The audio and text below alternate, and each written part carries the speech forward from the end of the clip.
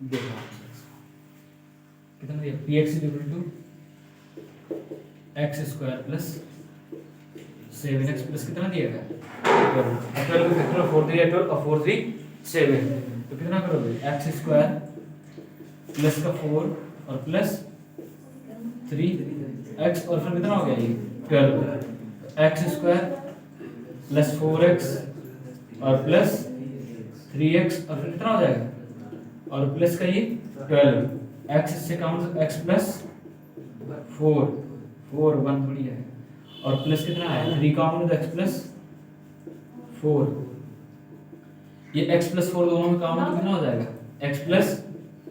4 और दूसरे वाले ब्रैकेट में कितना x प्लस 3, इतना समझना है ठीक। अब इसके बाद देखो px बराबर नहीं दिया गया, माना px इज इक्वल टू 0, माना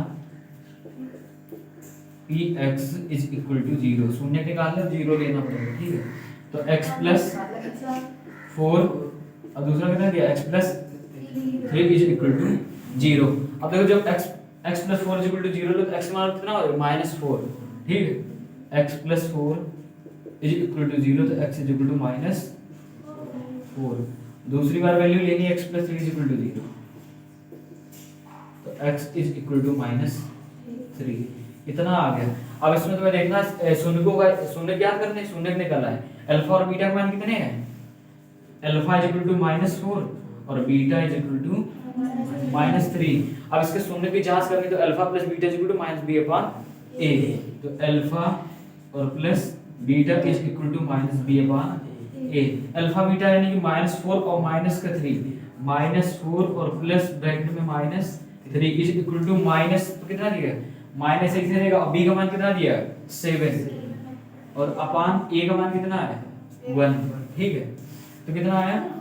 -7 इज इक्वल टू -7, एक तो जांच हो गई है, एक जांच हो गई। अब दूसरा देखना है alpha into beta, alpha into beta is equal to c/a, alpha की वैल्यू कितनी है -4 इनटू बीटा की वैल्यू कितनी है -3 इज इक्वल टू कितना है c की वैल्यू कितनी दी गई है ये 12, देखो इधर से ax स्क्वायर और प्लस bx और प्लस c ठीक है, c की वैल्यू कितनी है 12 दी हुई है और a की वैल्यू कितनी है 1, माइनस माइनस पॉजिटिव कैंसिल थी